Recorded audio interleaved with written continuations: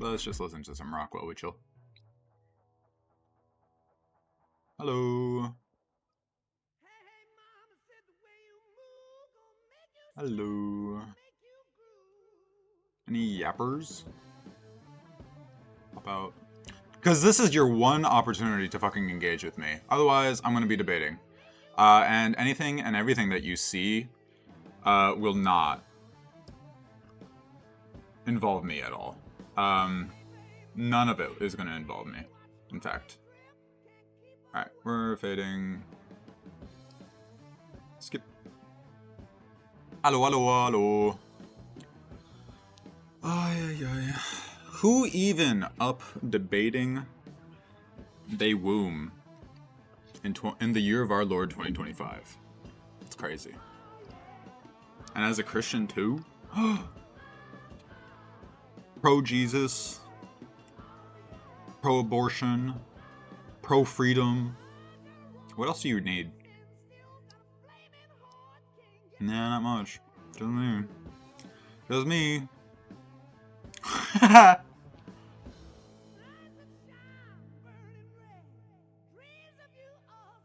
It's Thanksgiving. Any plans? I got plans. Maybe Senor Week will ask me. Is there anything in the chat? Do you like my outfit?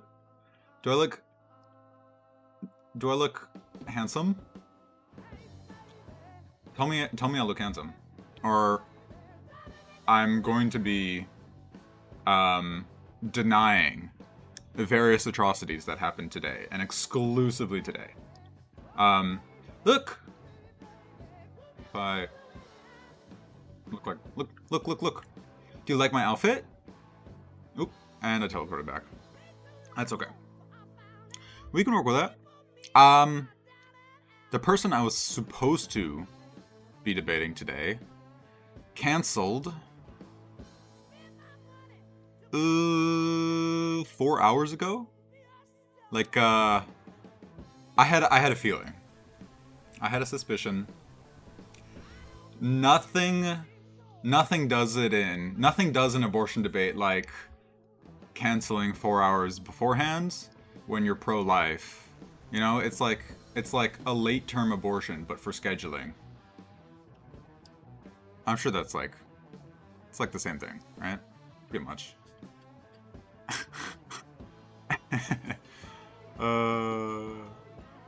Anyways, it's the holidays. You know, I'm not gonna. I won't complain. I won't bitch. I won't moan. Actually, where's the We need. Hold on. I got an idea. Was it this? Oh, here we go. This is topical. This is a topical song. This is thematic. Ain't nothing I love more than themes. Dazed and confused for so long, it's not true. One little woman never bargained for you. Lots of people talking, few of them know. Soul of a woman was created below, yeah.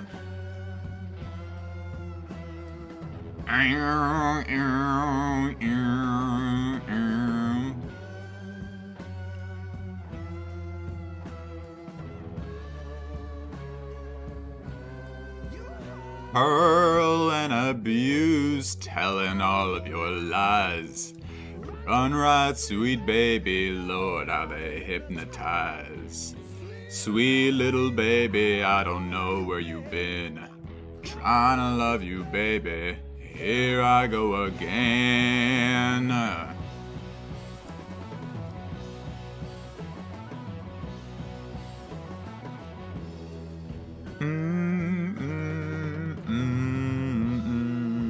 Can birds hum?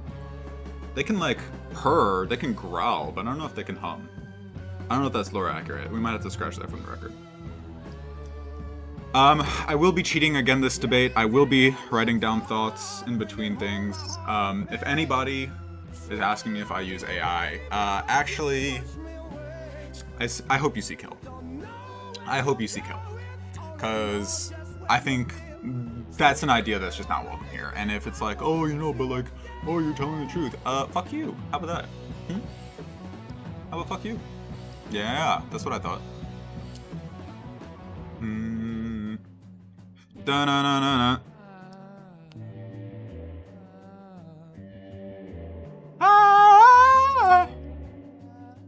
I mean, this all might get copyright striked from the video, so enjoy this time while we've got it.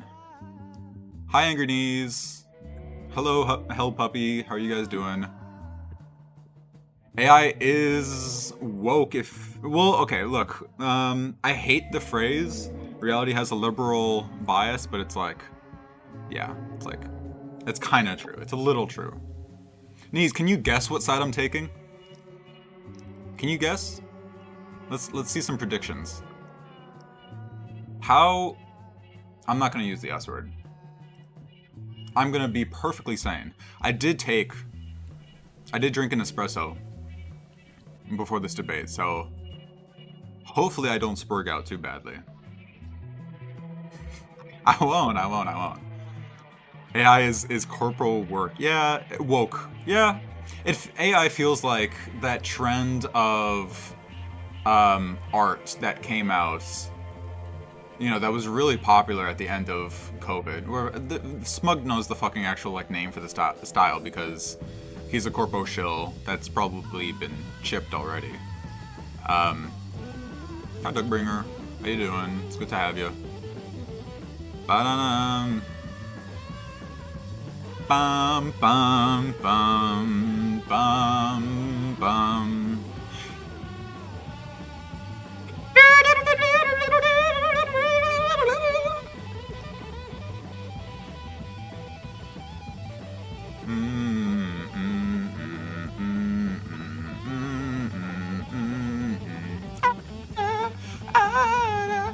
Lukewarm! I'm the spiciest fucking centrist. You shut your mouth. That's scandalous. I cannot believe you would say something like that. A lukewarm fucking liberal. Centrist! I'm spicy at least. No. Also, I don't know. Religiously, I feel like I identify somewhere in between Protestant and Catholic. I don't know, it's kind of tough. You know how it is. In terms of Protestant congregations that I like, oh fuck. I wouldn't consider myself like an evangelical. Are there like Protestant congregations, like Lutheran? I think the Lutherans are cool, the Methodists are cool. We'll do a Protestant research stream. We'll see.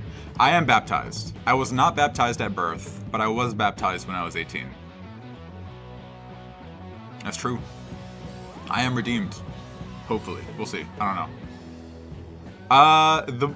The Mormons are probably on my to-go list. Scientologists are on that list as well. Quakers are pretty cool. I think the Methodists have a very similar thing as the Quakers going on.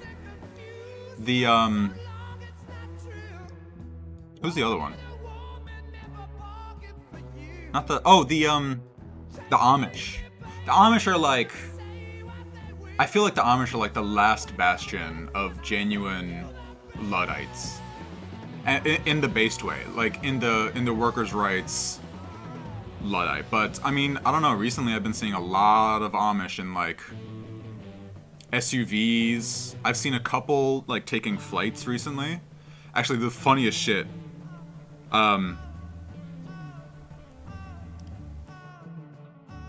Funniest fucking thing. In the airport, there was like an Amish family, and like their gender perspectives were so obviously on display because the young boy, maybe like 8, 12, somewhere in between there, was holding his phone, swiping through short form content, TikTok, whatever, and his little sister was next to him. and I guess she wasn't allowed to hold it or something. I don't know. Maybe men have like the mental fortitude for short form content, and women don't, according to the Amish. You have a soft spot for the Jehovah's Witnesses? I mean, their like blood transfusion is the only thing that like is a little iffy to me. The other thing that's iffy about the Jehovah's Witnesses to me is, because I see it all the time, they'll like set up their members to stand regardless of how old they are. Maybe they've got a cap on how old people are for indoctrination, but like they'll set up 2 of their members next to like a pamphlet station to spread the word of God. And it's like, damn, that's kind of cool that you guys are doing that, but like, wouldn't you want like a seat or something? I don't know. Get like a Charlie Kirk debate me seat, or maybe the cops will shoot them off. You spend a lot of time talking to them when canvassing, because I always go to the same places. They had a lot of egalitarian and civil libertarian views. Yeah, I don't know. I don't know enough about them. Actually, what's it called? The Jehovah's Witnesses really soured on me, because one year, Christmas Day, fucking like 9 a.m., they showed up to my family's door and rang the doorbell, even though there's like a no soliciting sign. And it's like, you know, it's lovely to see a Christian spreading the gospel on Jesus's cultural birthday, but like, I don't know, have some respect, spend some time with your fucking family. I don't know. It's crazy.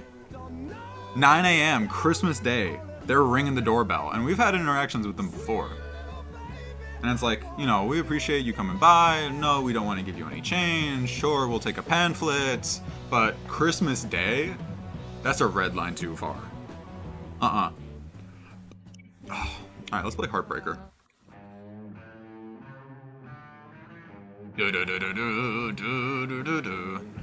They're against holiday celebrations? Are they really? That's kind of weird. Are they just against, like, all holidays? What does that mean? How do you be against holiday celebrations? Like, they don't like... Sabbath? I don't know. Is that a holiday? Easter? Are they just like radical holiday abolitionists? That's kind of funny. They don't even do birthdays. Damn. That's sterile as fuck. Maybe it's like vainglory, you know, to them, to celebrate somebody's birthday. Look, I mean, I'm not somebody who's really gonna celebrate birthdays. It's not really my thing. I mean, I'll celebrate birthdays, but like, doing like huge celebrations, I don't get it. Right? On my 21st birthday, I went out, you know, and it, you know, it was nice. I had my friends. It was cool. No, I don't know. You can't post links in YouTube chat? Is there a way for me to change that? Community moderation, let's see. I'm gonna go backstage to Wick in just a moment.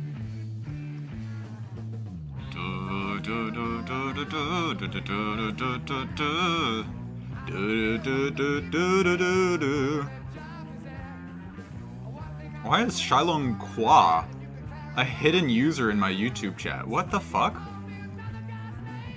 If you don't know, Shilong Kwa is like a legend in the Dota scene. Or like a legendary Dota content creator. Yeah, no, yeah, you can't post links. That's kind of sad. Yeah, if you got a link, if it's important, you can send it to me. But I'm gonna head into... Oh, there you go. The JW.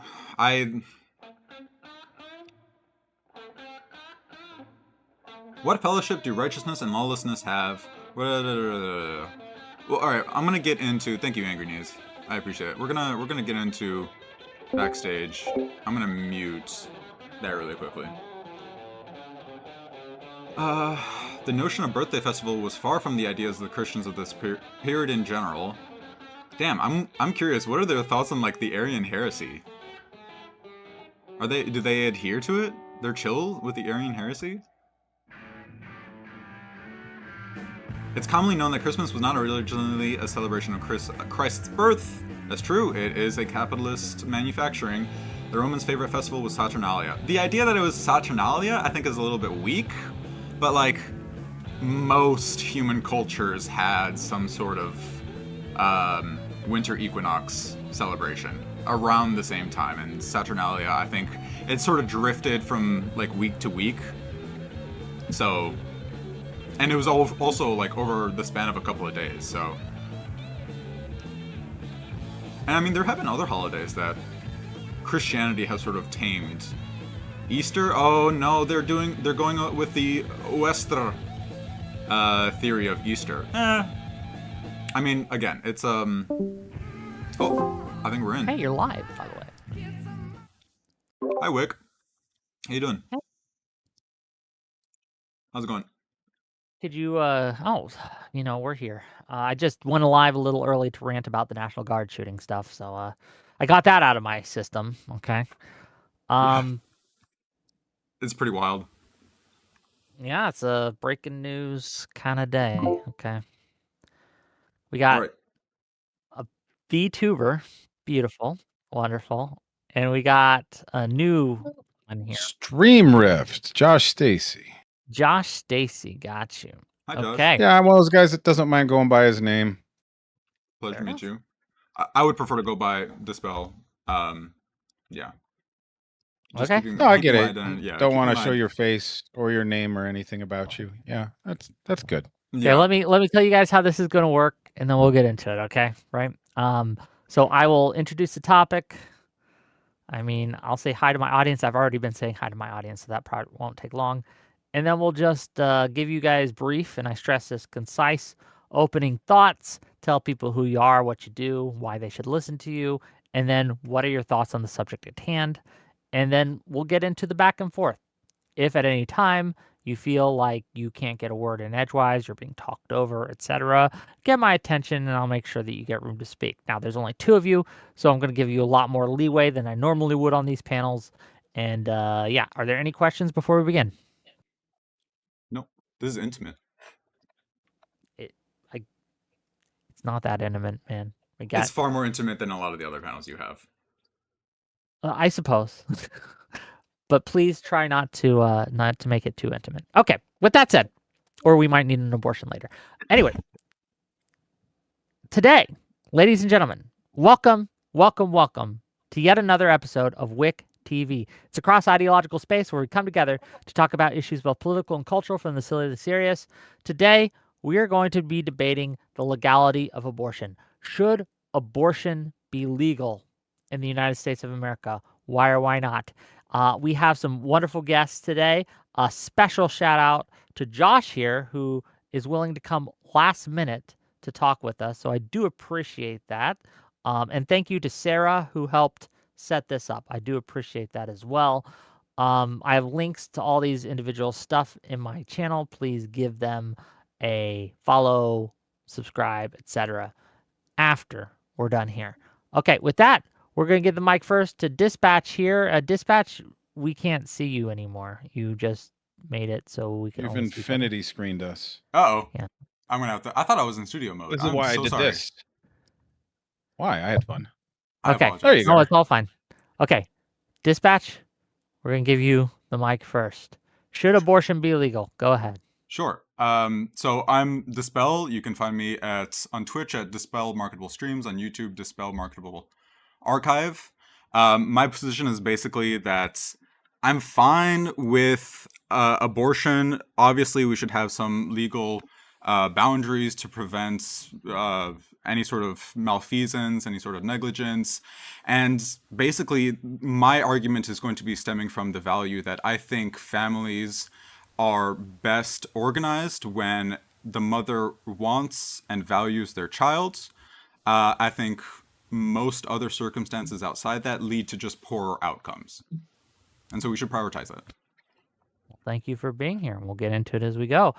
Next up, first-time guest on my show, Josh StreamRift. Go ahead. Josh Stacy, that's fine. We're trying. So StreamRift is sort of, there's lots of other Josh Stacys out there. I'm the only StreamRift. My position on abortion's a little bit more interesting in the sense of I did run for public office last year. Nevada, there was a lot of argument about abortion, which I think was kind of stupid, and I'll explain why. But in brief, I don't actually think that there's debate about whether or not abortion should be legal, on the sense of virtually everybody, no matter how ideologically driven they are, the most pro-lifers will usually do a carve out easily for the mother's life if mother's life's at stake, and in cases of incest and we'll use some appropriate language in case I don't know, I don't want to get anybody banned here, but most religious ideologically driven folks are not going to push back on those. But that's the argument a lot of times people will make. Fact of the matter is, most people are also uncomfortable with the other end of the spectrum, which is an abortion at, call it 8.5 months, 9 months, right before birth. And so most of this debate actually is about between those two lines here. My position is that humans shouldn't be killed. I don't know how abortion factors in with birds and suits, but hopefully we'll get into that a little bit more here. So Dispel, back to you.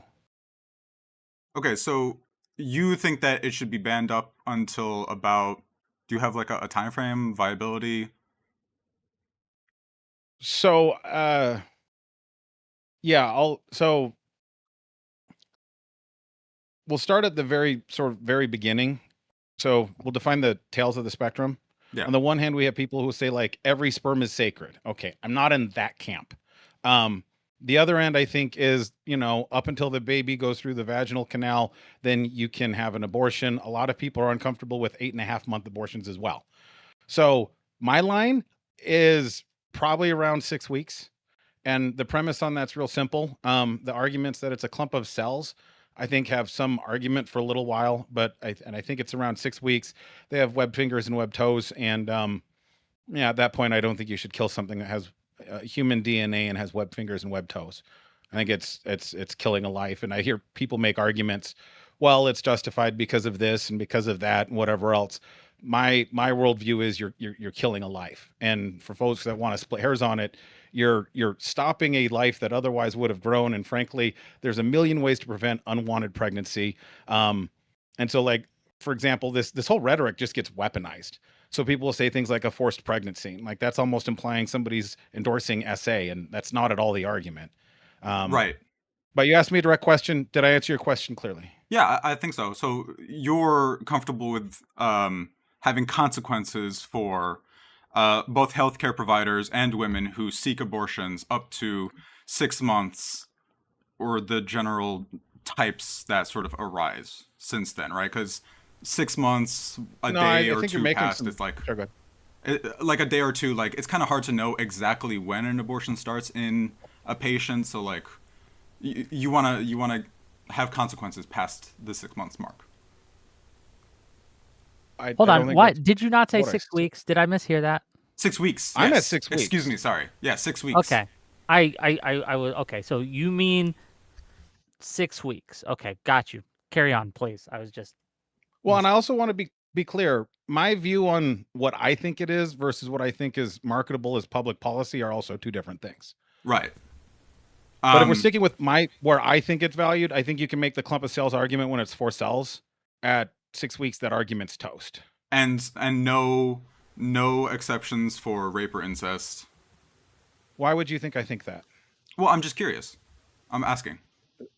Right, and I understand that. I specifically mentioned the carve-outs that you're mentioning in my very brief opening. Mm-hmm. And so I guess why I'm pushing back is I've already made a position, and I'm assuming you're listening, and that's fine. Maybe you're not. That's fine. I don't mind repeating myself. It's fine. But you're trying to pivot into an argument that I've already addressed head on. So I think you're pointing to less than 1% of actual abortion activity. Right, so no exceptions for rape or incest. I mean, I'm just curious, right? You're because retarded, man. No, hold on. Whoa, it's been like 20 minutes. Can we relax on calling people retarded? This is why people don't want to have abortion debates anyway. Because people think that everything is settled and they don't want to have conversations anymore. Yeah, hold on. Just real quick, please, both of you. Okay, so to be clear, as I understand it, and Josh can correct me if I'm wrong, but Josh thinks that there should be carve-outs for rape, threats to the life of the mother, but that sans those carve-outs, assuming those carve outs don't exist, then anything after 6 weeks, he personally does not think would claim that the abortion is actually murder after that 6-week period. Is that an accurate retelling of your position, Josh? Yeah, I'll just tighten it up. But yeah, like the point is, so any type of assault, incest, or life of a mother, those are automatic. Nobody's fighting over that. I don't know why people even bring that up. Yeah. So to not only am I saying I think that those are reasonable carve outs, I'll drill into it even more. I think it's a stupid point, but since you bring it up, I'm going to pay you the respect of elaborating on it. The Mormon faith is very, very, very anti-abortion, to the point of, if I were to give someone a ride to, let's say I was an active Mormon, I gave somebody a ride to an abortion, just giving them a ride is excommunicatable. So that's where they sit on it. And they also say life of a mother is at stake, sexual assault, or incest. Those are automatic carve outs. Those should be allowed.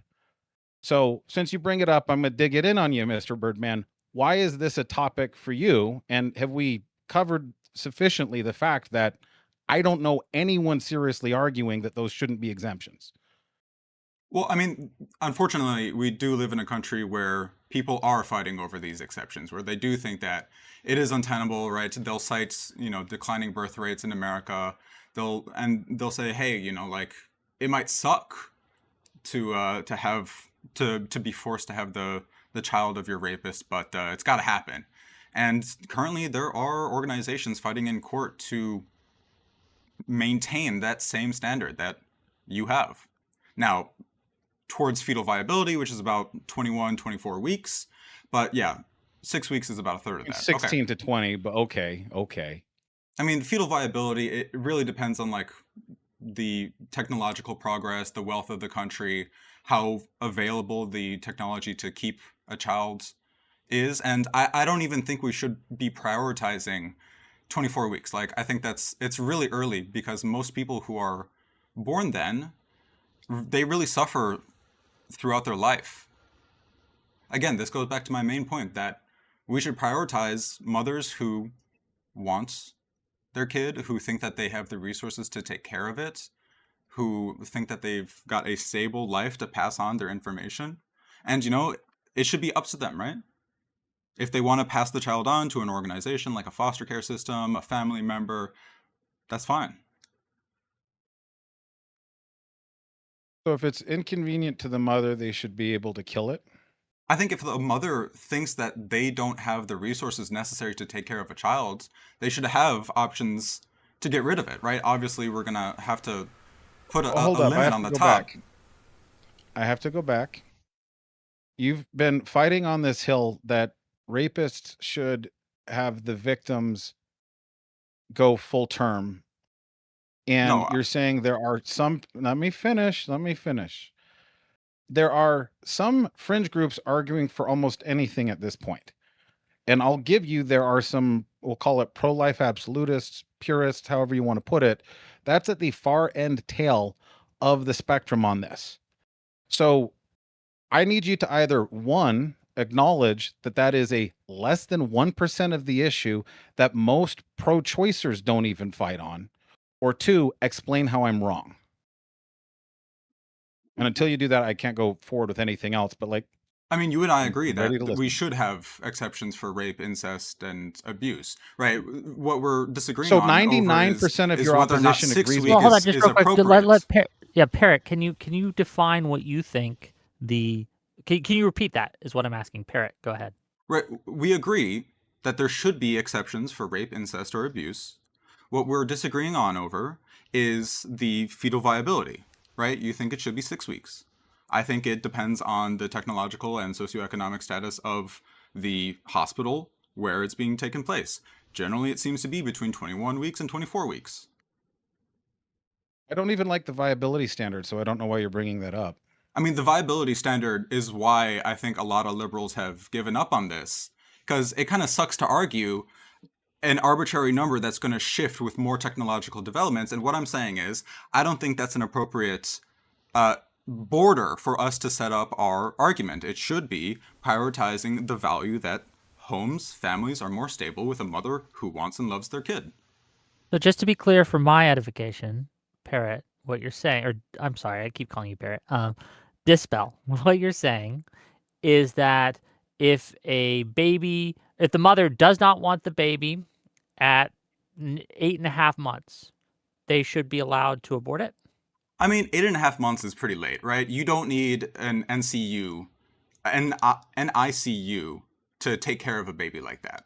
So Okay, they can. when do you think that we should make it illegal, if anywhere, for the mother to say, I want an abortion? Do you want my actual perspective? Because it's going to be a little Yes, I want complicated. your actual perspective. Yes, I this think is what we're debating the today. federal regulators that go to hospitals to make sure that hospitals are clean and sanitary, people are washing their hands, they should assess the materials on hand at hospitals and determine when it should be. Right? Because if you've got a rural hospital with no NICUs, I don't think people should be having abortions there. Or they shouldn't be having like early term births agree. there. Right? Okay, so you agree. That they shouldn't have abortions there. Yes. I mean, most abortions happen in like abortion clinics, centers, stuff like that. But if I you're was going agreeing to 'cause be I think delivering a baby that's early, it should be based on the resources available inside the hospital, and there should be some sort of federal, local regulator, advisor, regulatory check who can look at the resources available to the hospital and see if they are ready to take care of a baby who is born early. And if the mother doesn't want it, yeah. Unfortunately, like around what, 24 weeks, 25 weeks, yeah, we're gonna have to put a week, like a limit on it, like a prosecutable limit. Do you have a response to this, Josh, or anything? I mean, I think it's a pretty fantastical position. I believe he's articulating it well. It seems like we are turning a moral argument into a question of resources and opinion. My line in the sand is it's a human life. I don't think we should kill it. I'm willing to, in good faith, when I came in here, I already rattled off points I would concede, the points that people bring up, the edge cases they argue around. I hear two premises. One premise he's saying is if the mother doesn't feel like she can give the child a life, which is usually code for if the mother doesn't want to go down in lifestyle, that's how they actually define it, then they should be able to kill a human. And it's not like they just randomly became pregnant. We're 99% of abortions are 100% elective. A lot of women have had multiple. This isn't a surprise. This is completely avoidable. This is something that says, because, and I'm even willing to say two people made a decision, then one person has their life taken. And I don't think that's a fair equation. And I think that the threshold of saying families are best organized when the mother wants and values their child, I agree. That's why I don't think you should have sex unless you're ready to have a kid. Yeah, but we kind of can't ban people from having sex, and the best alternative for that is giving mothers the freedom to abort their baby up until fetal viability. Okay, so how is it good for society that we allow mothers to electively kill their spawn? By the way, as it sits right now, fathers have no input in this. Even if they say, I'll take the baby as soon as it's born, you waive all spousal support, I will take care of it, I will love my kid, I want to give it the best chance. Fathers get zero say in any of that right now. Yeah. Meanwhile, the mother can put the guy on child support and go all the way to getting him locked up and really have him by the balls, but he has no say in whether or not she has it. She can literally kill it. And I mean, do you see that there's an imbalance there? I mean, do you think that there's an imbalance in like sex? Do you think men and women are different? What does that have to do with the legal imbalances around childbirth? Right. So different people, different abilities need to be regulated differently. I don't like government or regulation in general. So you already have an uphill battle on that one. Yeah, but like, we got to have a little bit of regulation. I don't disagree with you. I believe government is both necessary and evil. Anarchists just believe it's evil. Yeah. So I'm on team, it's necessary. Right. And the regulation that you prefer is actually banning it or imprisoning women who take it, imprisoning healthcare providers who provide the No, you're care. throwing arguments on that I didn't make. And it's probably because you can't actually just engage with what I'm saying and build from there. I mean, yeah. I mean, yeah, I think it's fine that women have this option and that men have no choice in it. Yeah, like, they can tell the woman that they impregnated, "Hey, I think you should keep it." And I think the woman who's going to have to It carry it doesn't from mean 6 shit. months to 8 months, 9 months is going to ultimately have the final say. Like, if a man is No, going to leave a woman because she's going to keep it, like, fine, yeah, you're free to do that, and no, that's not the point. she's free to decide whether or not she's ready to take it to term, 6 to 8, 9 months. Yeah, so do you understand that there's a lot of men that would like to raise their children, Yeah, they and can women, adopt. let me finish. Once the children are born, if they get to that stage, and as we're discussing, sometimes they don't even get that far, then the court system gets to beat them around and push the dads out of life. So you're saying we care about outcomes, right? We should have families that are organized around mothers that want their children, but it sounds like we have a lot of recreational sex, which is fine, whatever. I'm a freedom guy. If folks want to do that, do that. But then when a baby happens, it's the men have no say in what happens. Women have complete control up into killing a child, and then we have to act like it's some uh moral positive that we allow women to kill children. I feel free to push back on any of that. I don't see how you get to that. Right, so you understand and you agree with me that families are generally best when the mother wants the kid and believes that they've got the resources available to take care of No, it. I And think what you're that's doing like right now is you're 50. complaining that there's a different legal standard between men and women because women have to carry the child and men don't. No, what I'm saying is that's not the topic of this debate. Well, it's abortion. Should it be legal or should it not be legal? That is the discussion that I came for. Right, and you're complaining that men don't have a choice in it. And I'm saying, yeah, That's an because interesting men use and of the women word are complain. different. Why are you saying I'm complaining when I'm pointing to facts that are inconvenient for you? I don't think they're inconvenient at all. The idea that men and women are different, I don't think that's The idea that inconvenient at all. women can kill the offspring and men can't. Men have no input on it, but they will bear No, the they definitely have financial input, but responsibility. Let the I end finish. is the Let me women, finish. the Hold on, people who just have to carry it please, 6, please, 7, 8 please, please, one months. at a time. We can't hear you if you guys are talking over each other. Let Josh finish, and then I'll let you respond. And then I have perhaps a question to get us on a track. I feel like we are not on a track, and we need to be on a track. So, Josh, go ahead, and I'll let Barrett respond. There's an inherent inequality in the sense that once a sperm hits an egg and is growing inside of a woman, she now holds that man up to accountability, which will include literally the government garnishing wages, taking away professional licenses, locking them up, all of that, and keep them away from their kid, not let them be involved, hold their kid hostage against them. And the father gets no say at all in whether or not the mother gets to kill the child. You dismiss that as complaining, I believe, because society seems to find male suffering uncomfortable. I don't know why you're recasting it again as complaining. We're having a discussion. I'm even giving you freebies here. So Go ahead. you think that men have no say whatsoever in the framework that I'm proposing. So they can't I'm sit down, talk discussing to their significant other and say, "Hey, I think you should carry to term." so the current situation is I'm discussing what is now. I'm Okay. not even you haven't Because it laid out sounds a like you want to framework. change child support laws, and Yes. you're fine with actually the abortion laws that I'm proposing, or the way that they've been set Hold up. No, on, I listen, don't hold, understand hold on, that. both of you, please. Parrot, I need you to be very clear because it's not at all clear to the audience, and it's not at all clear to me. What specifically is the law that you're advocating for? What I think it is, and you can correct me if I'm wrong, is that you would have it on a case-by-case basis where they would evaluate the hospital and make some sort of determination based on the equipment of the hospital when they can have when the viability limit is for a fetus. Yeah. And anything after that limit, you would say is off limits, but anything before that limit would be okay. Yeah, they Is could do that it by a county, they could do it by states. Yeah. If You okay? they've would got the anticipate resources it to take being care of a preterm baby, if they've got the resources necessary for a mother to have an early birth, right? Because some women just don't want to carry that weight. They don't want to deal with the cravings. They don't want to deal with the hormone swings for 3 months, 4 months, 5 months. And I think they should have that freedom, provided that the local infrastructure can accommodate for that.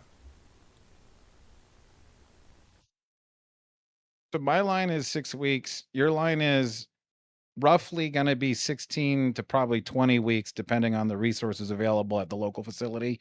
Is that I mean, what we your haven't really had proposal is? preterm births before 21 weeks.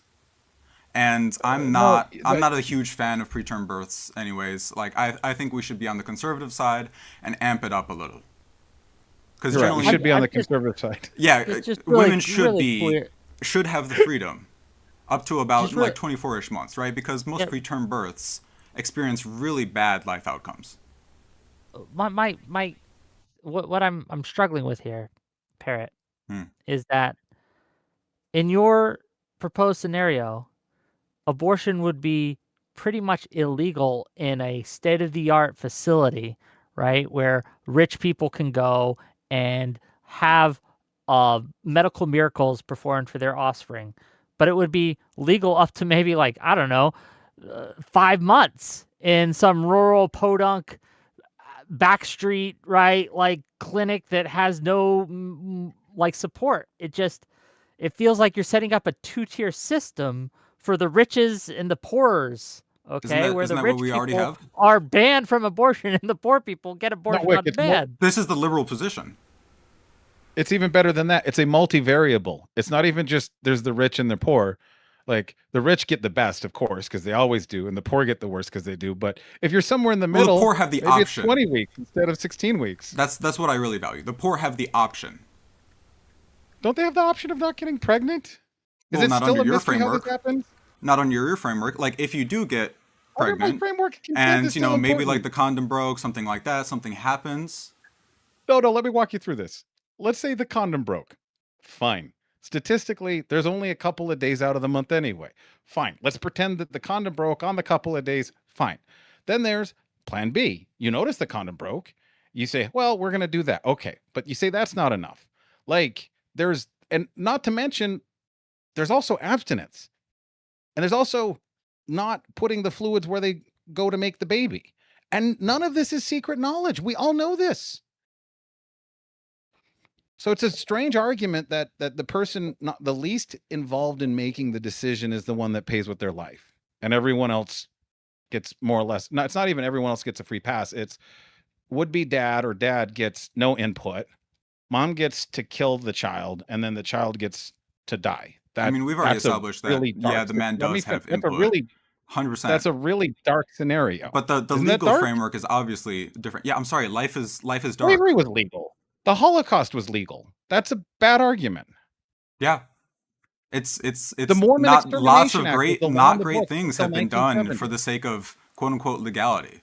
But I think that this is a framework that optimizes and is considerate for not only the freedom of the woman to decide whether or not she's capable of carrying it to term, giving it a good life outcome. That freedom is very important. I mean, who doesn't like avoiding the consequences of their action? Christians, I guess. Christians can't avoid it. Okay, no, we're not doing a religious. I know it's an abortion debate, and religion might come into it, but we're going to stay away from that for now. Let me just ask this, okay? How realistic do you think it is that you can get these laws passed, Mr. Parrott? I mean, Dobbs was already a step in the direction of particularism rather than this universal, broad sweeping, authoritarian, no, women can't be doing that, it shouldn't be within their purview. How feasible? Yeah, honestly, it's going to have to be like a state-by-state thing or like federal, right? To establish some sort of regulatory agency to make sure that maternity wards are washing their hands, they're delivering babies very well. Did you read the Dobbs decision? Did I read the court case? Yes. Did you read like the and entire also, thing? Did you understand? the Dobbs. Do you understand the framework that the Dobbs decision offered on this topic? It's something about like invasion of privacy, and effectively what it meant was breaking the former resolution, which was decided with Roe v. Wade, and then sending it down to the states, where states like Oklahoma and Texas implemented, and the authoritarian in me is very impressed with what Texas did, essentially like bounty hunter laws, where they can hunt down women and healthcare providers for going out of state for an abortion, going inside the state for abortion. Very impressive. But do you understand the concept of federalism? Yeah, what do you think? No, I don't think you have any fucking idea what it is, if I'm being honest. But I was being polite. I'd like to know. I'm a Do you huge know fan what of federal- Switzerland. Yeah, I love Switzerland. It's a federated Okay. nation. I don't let know me recant. Switzerland, Cantons so inside maybe of you're it. gonna have to Let me fill me in. I don't know Switzerland's laws, so This isn't about Switzerland. It's a I federated think he's state going as in well. another direction. I'm a big fan of Holy- federations. So no. So the United States is built off of a framework of federalism that was deeply outlined in this document called the Federalist Papers, written by Hamilton and a bunch of others under the name E pluribus. As you may know, in our currency, it says E pluribus unum. Those are not coincidences. The concept that makes the whole nation work together, the whole 250 years or so of legal, like U.S. jurisprudence, rests on what is well explained in the 10th Amendment, but this concept of federalism. What that means is each state is willing to play nice with the other states to make up a larger country to, among other things, specifically protect the borders and provide for a number of other things. So when folks in modern culture take a look at these, well, we need the federal government to do something, what they're doing is trying to take a look at a framework that lets you paint the entire country with one brush. But the literally founding documents and founding ethos and tilt of this entire country's legal system for the last 250 or so years is states are autonomous. That's what the Dobbs decision was. It wasn't, we're disagreeing with an agreement. A mistake was made. The 10th Amendment explicitly says anything that the Constitution doesn't explicitly empower the federal government to do, it cannot do. It's an impossibility under our existing legal framework. That is what federalism is in the context of U.S. law. Okay.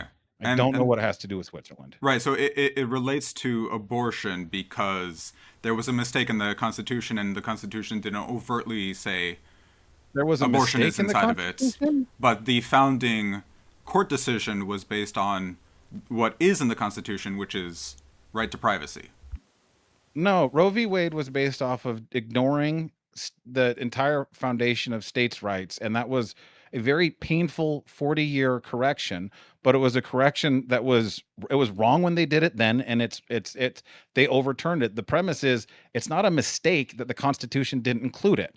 There was an awful the Constitution and the framework that we work under has created the most stable and prosperous society literally in all of recorded human history. It's done more for advancing human rights. We take a look, people like to complain about American history and say, We've been real stable it's recently. oppressive, it's this. I'm still going, man. So we say, oh, it's got all these terrible things. But if you take a look at it, the through line through 250 years of jurisprudence is equality under the law. That's what we rally around. And so it's not just like it's an annoying thing that they didn't include that in the Constitution. It's literally in the DNA of why the country has succeeded. Okay. And we can't change that. We can't change the law. There's no sort of provisions in the Constitution to allow for that. I don't. So your And do you argument think style that the is- court's decision with Roe v. Wade was a mistake? Yeah, And Roe v. Wade was there was a 100% terrible reign. just real quick, And- let Sure. Josh finish, and then I question. Once Josh responds to that, dispel. I want to know whether you think Roe v. Wade was a mistake and why or why not. But go ahead, respond to the question, please. Yeah. So Roe v. Wade was a mistake because it is inconsistent with the foundation of the rest of the laws. To touch on your point, part of what has made this such an enduring legal framework is the ability not just for participation, but for civilian participation. To speak to the issue we're covering right now, the great state of Nevada that I live in, can love this country, love this state. They long time ago wrote into their constitution that abortion is protected up to 24 weeks. Now, at the time, folks thought 24 weeks was a reasonable guideline folks generally, even in the pro-choice arenas, if you have the conversation around 20 weeks, they're usually more fine with. I think 24 was reflective of the fact it was in the 90s. We didn't have as much imaging. We didn't really know as much. But practically speaking, absolutely. The whole reason why Roe v. Wade was a botched abortion of a decision was that it did not allow for states to do that which is enumerated. It's not enumerated in the Constitution. It's a states' rights issue. Like they don't have it's not, you can't overcome that by saying, well, we're more moral now, or we have this enlightened perspective and thank God the federal government's here to save everyone. Like that just, it runs counter to literally every building brick on our legal foundation. Okay, so you asked me if I think Roe v. Wade was a mistake, and I'm going to say, yeah, I think it was a mistake. I think it was built on some really flimsy grounds based on the right to privacy. But I think the courts essentially made the decision that I think has the correct outcome. And primarily the reason that I think it was a mistake was because the Democrats thought that the Supreme Court decisions were this untouchable, holy thing, and so they didn't need to do any sort of permanent legislation to enshrine abortion into the Constitution like many other Western nations recently. Okay, so you think it was just based on flimsy law, but you liked the outcome, and so you thought it was a good thing overall. Yeah. I mean, overall, like the Constitution right now is like a couple thousand pages, because the Constitution isn't just the amendments, it's also all the court precedent that has been set. No, that's the court precedent that's been set. And fortunately, we've got a system that allows the people to amend it, to change it, to enforce new things. And I think it's well within the scope of the Constitution, which asks the government to preserve life, liberty, and the pursuit of happiness, to enshrine exactly my prescription of a 24-week ban, and then a local particular agency that assesses the capabilities of hospitals. All right, I got a question. What are your 3 favorite federal government agencies and why? I would say EPA, EPA, EPA. Okay. Now I understand that you might struggle with math. Repeating the same answer 3 times was 3 times you repeated it, but that's just one of them and you didn't answer why. I mean, the CIA is pretty cool. The FBI is like, the FBI has done a couple of like iffy things. So I don't know if I would be able to call them my favorite thing, but in terms of like 3-letter agencies, no, I don't really care about any of the other ones. Okay, so why do you like the EPA? How is this relevant to abortion? I appreciate the question, but like I enjoy preserving the environment. No, don't do that to me. I like having clean rivers. I like having pure food. You didn't answer my question on the first. Go ahead. Finish your point, Parrot. Go ahead. I like having clean rivers. I like having forests that are well maintained. I like, no pollution. I think that's really cool. So, do you like the Department of Energy? They're the ones that maintain our nukes, and that's sort of what makes us a country. So yeah, I'd say so. So the Department of Energy has also led the charge on making sure that we don't have inexpensive, affordable, and clean electricity because of the hostility they have on the nuclear programs. As you likely know, AI has really taken over a lot of exciting markets, and there's a lot of potential there. And a bottleneck is the electricity. Now, the cost of electricity for these data centers isn't really that big of a deal because they're making a bunch of money on it, but it is raising residential and commercial electricity rates because it's spiking demand. If we had nuclear power, which the DOE, again, has gone out of their ways, bending over backwards to cry, we need renewable energy, we need clean energy, we need green energy, but the clean energy of the nuclear energy, they're allergic to. And so the agency that's been tasked with literally, right, Department of Energy, if you take a look at a lot of these windmills, they can't keep up. The solar panels, they can't keep up. So we have a perfect energy solution that would make electricity very affordable for everyone. This means that the peasants can have heat and air conditioning. This means that we're going to be able to have data centers that can thrive and compete. And the Department of Energy stands in the way of that. The EPA is not the only way that you can clean rivers. For example, each state can manage its own environment. And I believe every state in the country has some environmental department to do just that.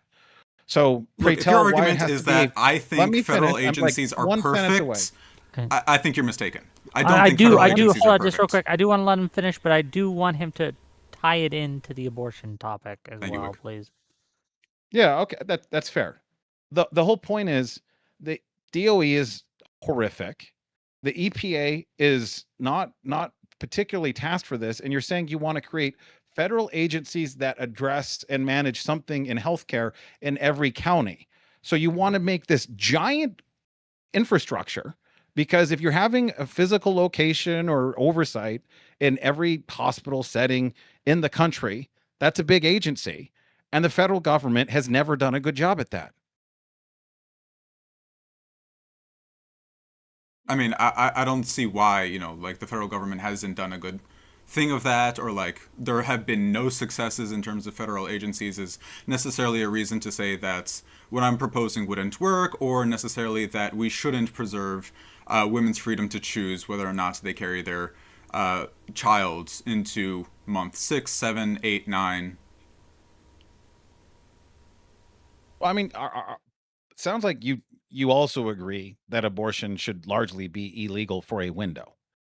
I mean, Isn't what, that nine, partially what you're saying? 9 months total, 3 months, about 3 months I want it banned. Yeah, you can call that a majority if you want.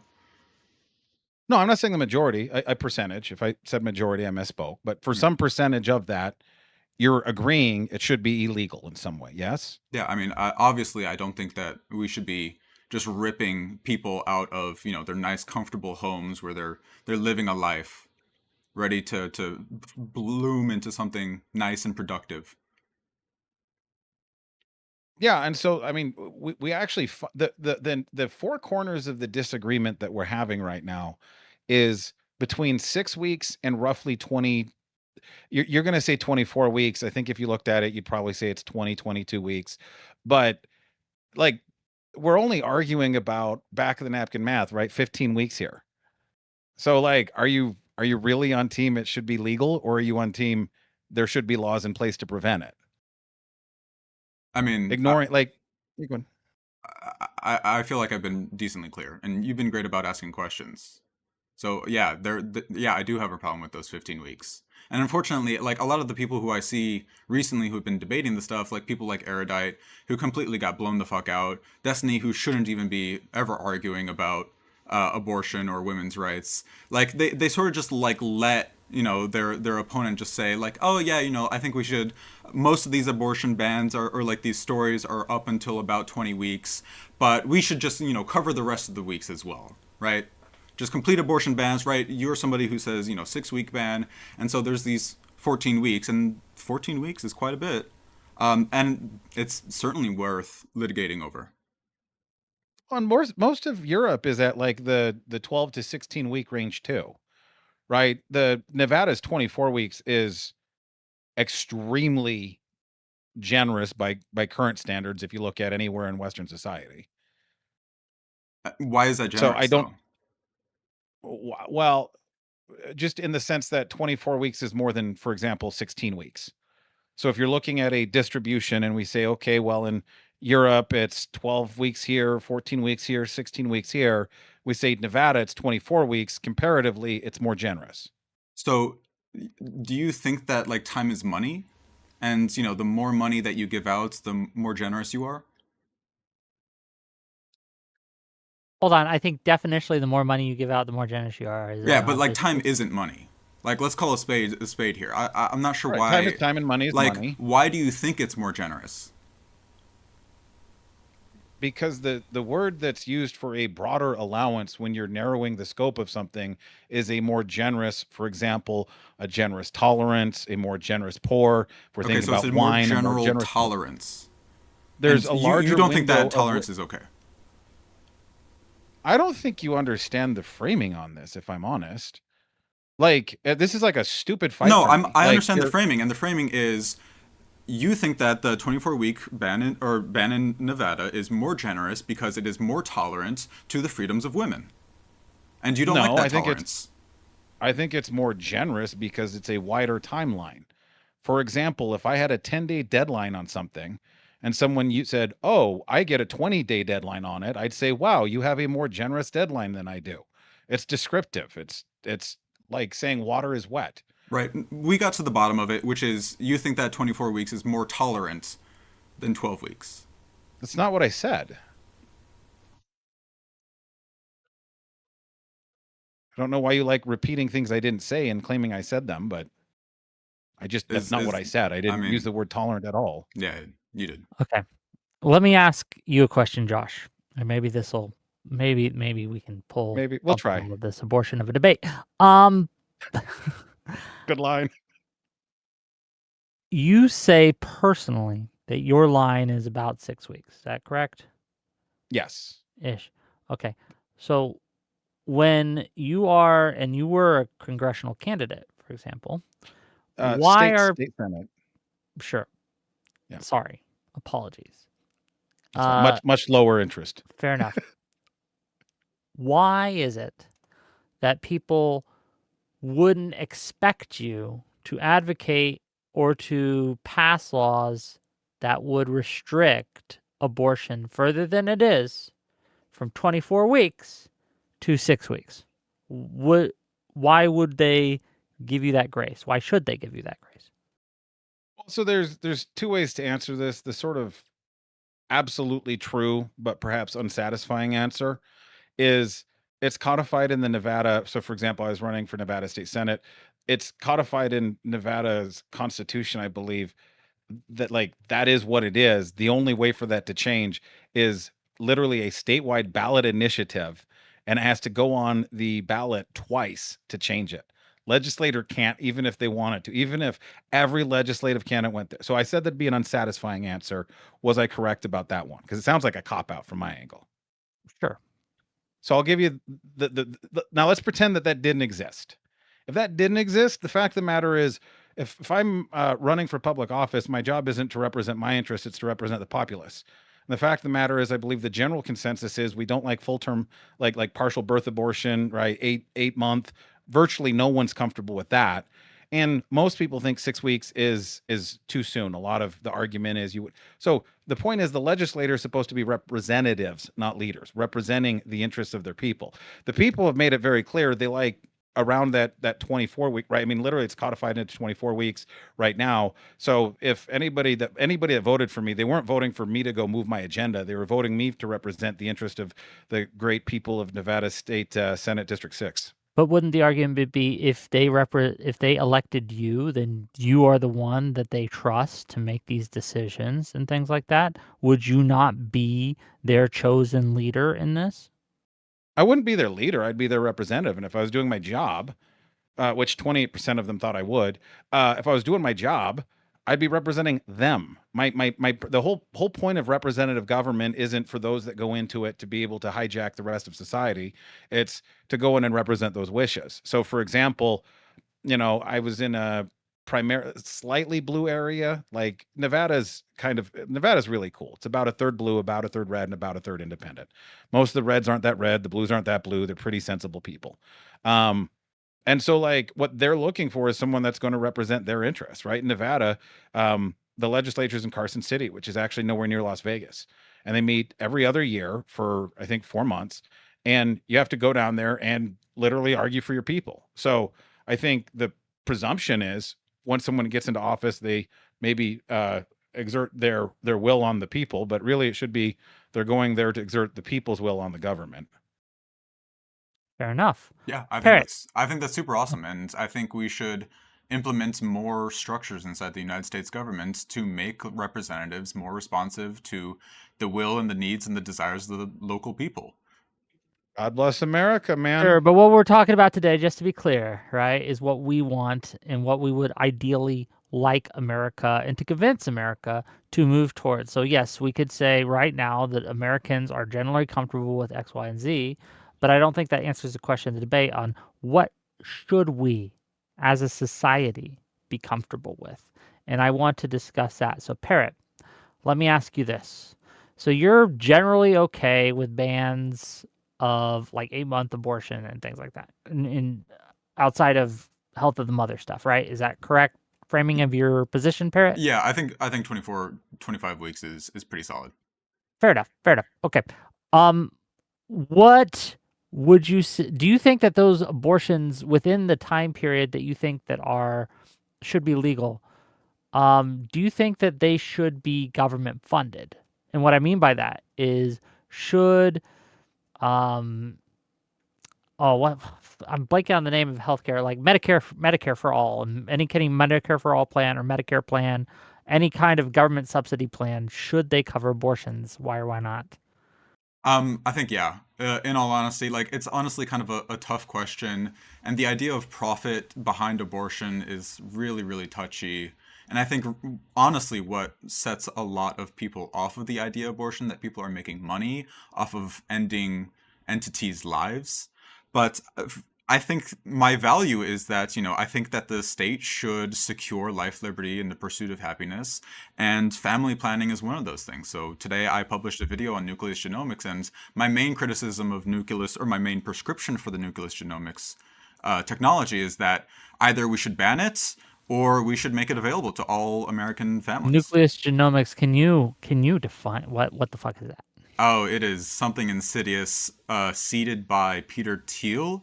Basically, they analyze a couple of different embryos that you can submit to their company, and they will analyze the genome of your embryos to give a prediction. Right? It is kind of eugenics.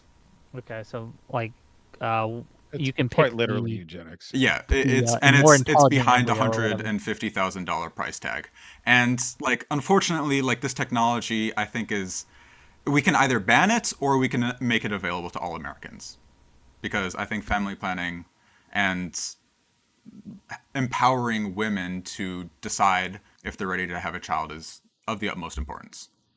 Aren't they empowered already? I mean, not at 6 weeks. I mean, no, before they even get pregnant, aren't they empowered to decide if they want that or not? I mean, right, except for, the exceptions that, you're a fan for carving out for the bands. I already gave you those for free. Right, you want yeah. to bring them up, even though it's an edge case. What I'm saying is, like, except for the exceptions, yeah, I mean, sometimes women have a choice, but sometimes they need a couple of months to think about it, right? As the weight sort of starts to set in, the hunger craving. Yeah, honestly, I think I just trust the women to make the choice up until about 24 or 25 weeks.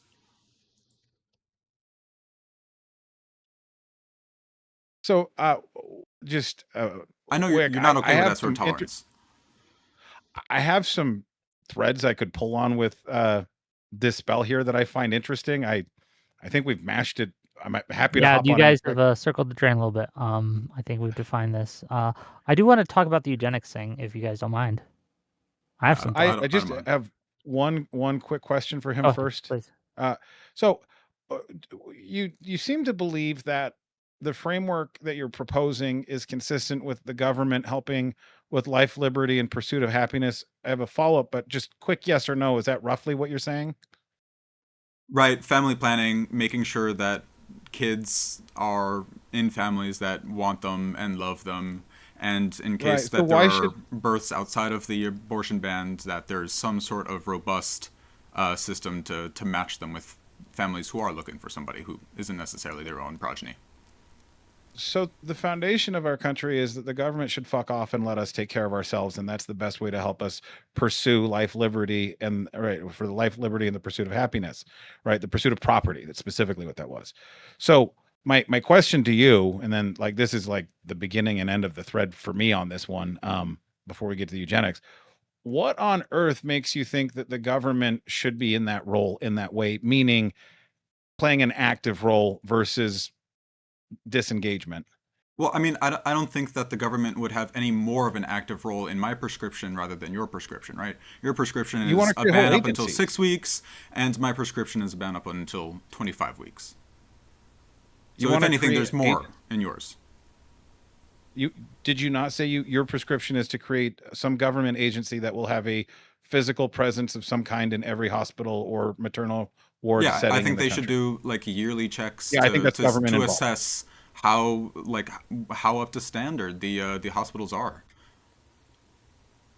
All right. Yep.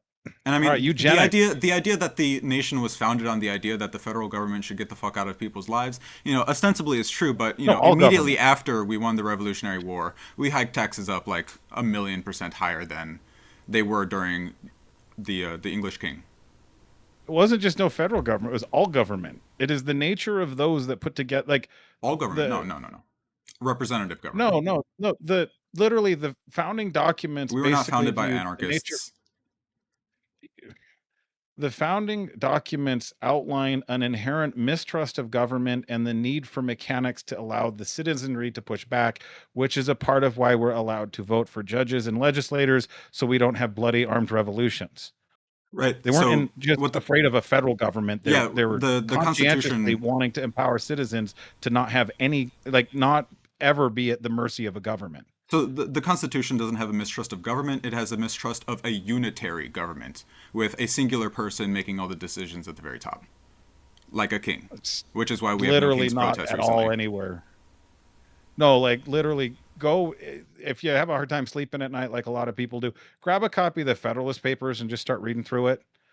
Each one is not particularly long, and it paints a very clear picture. It wasn't just, oh, we don't want this government or that government. It's the nature of man is such that if you consolidate force into a government, that they, like, for example, there was a risk of standing armies. And the whole premise is, if you have standing armies, then it gives the government more horsepower than the citizenry, and so you shouldn't have standing armies. That's not a commentary on state versus federal versus anything. That's literally, they discuss the nature of government and governance. I mean, Eugenics, if huh? you're suggesting that we should, Before scrutinize the government, yeah, 100%, I agree. yeah, But before we get to the other portions, I do, because that is eugenics and things are beyond the scope of what we had today. So I do want to give you guys closing statements on the abortion portion of the debate. And then, yeah, so we do have reporting on the suspect in the National Guard that I want to talk about just briefly. He was an Afghan national, according to NBC. So there we go. Twitter's gonna have a field day. Yeah, that will be interesting. That will keep it spicy. Yes, People will have but things to say. regardless, Closing I'm arguments. gonna give. All right, Mr. Parrot- Parrot, I'll let you go first. Yeah, well, I'm going. Let me do my job. Right, Parrot, you get the first word, and I'll let Josh here have the last. Go ahead. Yeah. So, thanks, Wick, for having us. I know our formerly scheduled debate panel had a late term abortion, and that has unfortunate consequences for the rest of the debate. Streamrift, Josh, I appreciate you showing up and filling it in. My position on abortion is pretty succinctly, I think, summarized by the following.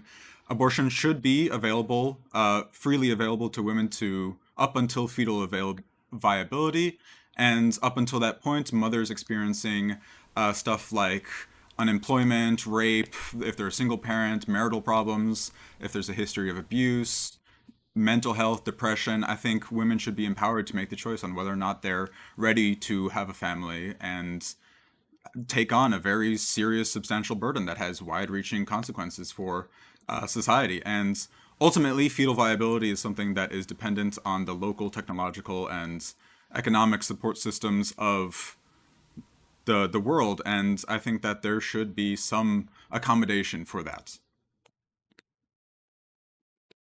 Okay, well, thank you for being. Where can people find you if they want to find you? You can find me on Twitch, dispel.marketablestreams, on YouTube, dispel marketable archive. Okay, thank you for being here. I do appreciate that. And again, I'm sorry your opponent ran away before he could debate you. He's spending time but with his I do family. It's appreciate you Thanksgiving. for sticking it out. And Josh, thank you again for coming last minute. I know it's kind of wonky when we had something set up and now we got to mash something in a square peg and round hole. But go ahead, Josh. Give your closing thoughts and where people can find you. Go ahead. Yeah, well, I'm Streamrift.com, like streamrift.com without the dot on X. That's probably the most fun place to find me. Yeah, thanks to Wick for inviting me. It's always I think one of the things that we really struggle with is just having reasonable discussions with each other.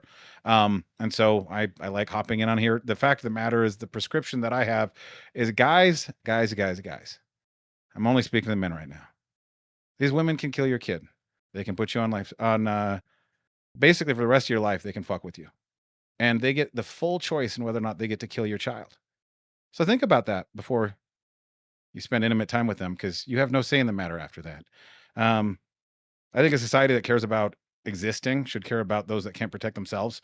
And the most defenseless that humans ever will be generally is when they're in the womb. We're not even able to, as my opponent brought up, sustain life on their own without that support from mom there. And so I will say I think that Dispel here did a pretty good job conceding the later term abortions. A lot of folks have a hard time giving up that much ground. But I hope he felt respected, and like I engaged in it a bit here. The way I typically will show respect is engaging and challenging folks on things. It means I actually care. I'm interested. And so yeah, I appreciate the engagement here. Yeah, that's it. Thanks for That's all I showing got. up. Yeah. And in all honesty, I think this debate turned out much better than what I expected from our former guest, because you are somebody who is willing to grapple with sort of the ambiguity that, you know, there is a time frame where we shouldn't ban abortion within, and there's all these other carve outs. So yeah, I thought that was great. Yeah, this was, I think we really got to the core, the messy core of it. To be fair to Parrot here, he was prepared to argue with someone who was no carve outs. We're just Which is banning it across the board. Those are But yep. Yep. Yep. But regardless, okay, you guys can stick around if you like. I'm going to go for a few more minutes and talk about a few more things, but you can go if you'd like as well. It's up to you. I'm not going to hold you hostage here. I do want to talk about the eugenics portion of things, and I do want to talk about the National Guard stuff briefly, and then we're going to wrap it up in a few minutes here. On the National Guard front, so the reporting is being said, and I'll just report this, and you guys can respond if you like. So the FBI believes, and I'm reading this from CNN to be clear, the FBI believes they've identified the suspect in today's shooting of 2 National Guardsmen. Multiple law enforcement officials briefed on the matter tell CNN. The officials said that the shooter's initial identification matches a man from Washington State who appears to have immigrated here from Afghanistan in August 2021. Authorities ran the fingerprints of the man in custody, and that's how they got the initial name, one law enforcement official added, noting they are still working on additional confirmation. So these are initial report. Keep in mind, based on the fingerprints of the guy, according to the FBI, according to reports. And we're not sure if he's legal immigrant, illegal immigrant. I'm not seeing that reported anywhere, by any reputable source at least. Yeah, what are our thoughts here? What happens next, or what should happen next? And to be clear, we're going to do a larger debate on this Friday, 6 p.m. Eastern with Soy Pill and a couple others. But yeah, what are your thoughts, gang? I don't know too much of the details. That's fine. I mean, let me ask you this. This is sort of a temperature check. Where do you sit with false flags? False. What do you mean? Where do I sit with them? Do I think they ever happen? I'm sure that they do, but do I think that people always point to something and call it a false flag when it's not a false flag? That also happens. So what do you mean? Well, so I'll give you 2 examples that come to mind, and we'll go here. The Las Vegas shooting. This is going back a while. One The of the guy who premises killed like a bunch of people at the country music concert from a hotel room, shot into him. that's the official story. You don't think the they were premise- killed at a country music concert? So I believe false flag doesn't mean people didn't die. It means something that the story is It was different than what was organized. told. And I'll explain the plot hole that I have. The big like red flag I can't shake with the Vegas shooting is this is premised on believing a guy walked through the casino carrying with all sorts of guns and no camera picked it up. I live in Las Vegas. The casinos have cameras everywhere. The idea that a guy unloaded all of that equipment from a vehicle and went to his room and there's no cameras of it is insane. I'm not mentioning that to say I disbelieve that. What I'm saying is the premise of this is somewhat fantastical. DC is very harsh on guns. They have very active police. I used to do private investigation work down there. If I was ever down there, I'd always see cop cars going around. They leave their lights on. Like, I'm skeptical I'm A not lot saying must have gone I'm wrong. just saying I'm skeptical. I'm curious. Okay, $5 from Mr. Wise Guy Plays to say this is what happens when they think they got a win in New York City. LMAO, OMG, it's a joke. Thank you for $5, I suppose. So are you saying that this DC shooting, you're skeptical that an Afghani immigrant did it? You think it's too on the nose, too Right. So just from what you're saying, and I'm just playing with what we've got here. sure. So Afghan national goes to Washington. And you're saying from Washington State or Washington D.C. Because I thought you said Washington, meaning Washington State. It says the reporting says the officials said the shooter's initial identification matches a man from Washington State. Yes. Okay, so he comes to Washington State, then goes to the other side of the country, To somehow DC, happens yes. to have a gun and happens to make shots and gets. That's quite the John Wick tale. I don't know. People travel with guns all the time, and it's America. We all have guns, right? That's the meme. Well, Most I people mean, have guns, it's yeah. yeah, Is this guy like the a average citizen or American. something? I don't find that fantastic to You think see so? that You a think man traveled with a gun to shoot someone in America. no, I think that an Afghan national that landed in Washington State, going to the other side of the country to an area that is super, super hostile to gun ownership, didn't just bring the gun, but got away with landing successful shots. Not saying he should have it. I condemn it, in fact, but it's it's a bit of a it leaves me with questions. Well, I You don't have I don't questions? think You go, I he's think nah, I this think all you've makes got a sense. healthy amount of skepticism in you, in all honesty. No, are you both on this train that this is like a very skeptical thing? Like, again, we don't know. I don't know, at least, and I maybe think you people guys do underestimate how powerful the government is. And And how I think little it we takes underestimate how to powerful the push government is. people over like the line. To do highly public, radical, violent acts. And it's a tragedy. It is a tragedy, but I don't see I mean, we're never going to get any sort anything of fantastical. And let me just finish what yeah. I'm saying before we get into it, right? But I don't see anything fantastical about the idea of someone, an Afghan immigrant, seeing what's going on, right? And whether that be because he hates America, because he's one of those death to America jihad type of persons, or whether or not it's rhetoric, or whether or not he just wanted to get on the news. I'm not assigning motives here. But for whatever reason, he decided to hop in his car, take his gun, and shoot two National Guardsmen in broad daylight in DC. We have shootings all the time in America. This doesn't seem far-fetched. No. They're not going to check his trunk. We don't have border stops where people stop your car and then search your car. We don't know whether this was him sniping them from far away. Did he just come up to them point blank and pop real quick? What caliber? Did he use a pistol? Did he use a rifle? We have no information on this yet. So I believe it was a rifle. And your argument that there's lots of shootings makes so let's walk this back just a sec. Sure. Let's assume for a moment that there's some factions that would like it for filthy liberals and maggot tards and anarchists to all hate each other and be bothered and always just be in a frenzy about things. But that runs counter to actual American culture, which is generally we've succeeded because we get along and we try to look out for each other. So if we have this really nasty rhetoric about a fascist president, about some authoritarianism, maybe we start calling National Guard stormtroopers, things like that. We create this environment where there's a lot of public sentiment critical of the National Guard being there, and one of them gets shot. It really doesn't matter who did it or why they did it. It's a nice ignition point at a powder keg. And what really makes false flags work is people are running on emotion and not looking at the details. And so if you were trying to amplify this, this would be a great way to amplify it. That doesn't mean that is what's happened. To quote Garrick from Deep Space Nine, I believe in coincidences. Coincidences happen all the time, but I don't trust coincidences. So I don't, this could have just happened. It seems very strange to me. Yeah. If I may add, the devil is frequently in the details, and pretty much the most substantive piece of detail that we've got is that he traveled across the entire nation to shoot somebody Hold in on. the center of We the don't Capitol. know if, again, he's from Washington State. That's where he arrived. We don't know how long he's been in D.C. We have no idea. Somehow he got over there, though.